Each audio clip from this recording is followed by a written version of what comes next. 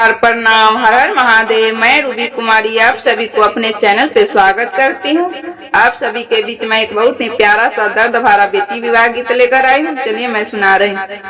बेटी के या मायांगन बीच रोवे, मोतियाना बरन ढूरे लो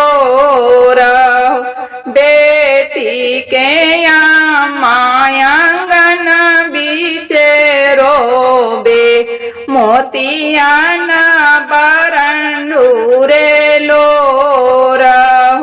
अपनी बिटिया के घिए दूधा पलनी रखली नयना माँ के बीच अपनी बेटिया के घिए दूधा पलनी रखली नयना माँ के बीच जही दीना बेटी मोरा होई है पराई, कवना विधि राखब परान हो।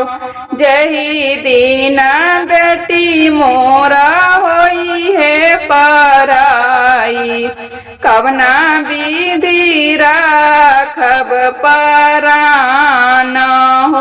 एतना वचन सुनी बोलेली बेटी, सुना मैया मोरी एक बात हो। एतना वचन सुनी बोलेली बेटी, सुना मैया मोरी एक बात। केही मोरिया माँ हो हन जइहन, किएली है सुधिया हमारा हो।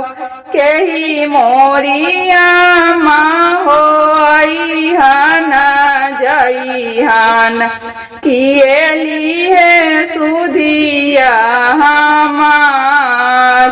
नौवा बारी पुत बेटी आई हन जइहन, भैयाली है सुधिया तोहार।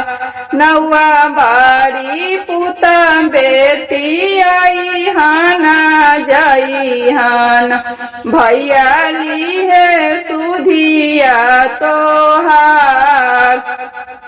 राम रसोइया बैठी भाभी सोहागिन, ननदया रजलिए खार।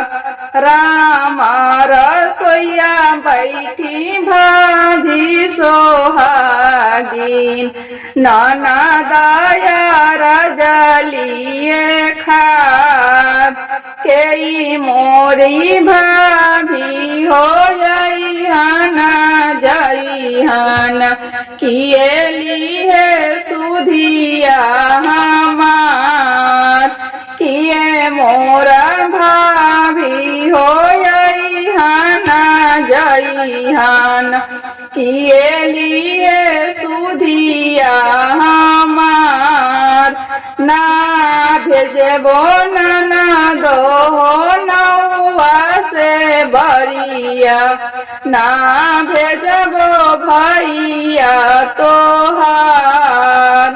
ना भेजबो ननदो नौवा से बरिया, ना भेजबो भैया तोहार।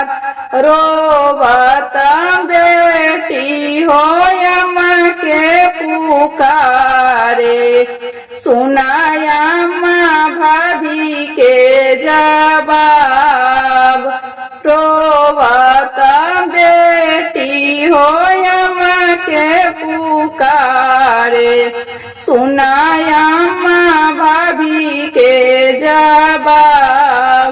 जानी बेटी रो बाहो जानी बेटी सुसुका जानी कारा मना उदास जानी बेटी रो बाहो जानी बेटी सुसका जानी कारा मना उदास हम भेजबो बेटी नौआ से बरिया संगबा में पापा तोहार हम भेजबो बेटी नौआ से बरिया संगबा में बाबा तोहार बेटी के मायांगन बीचे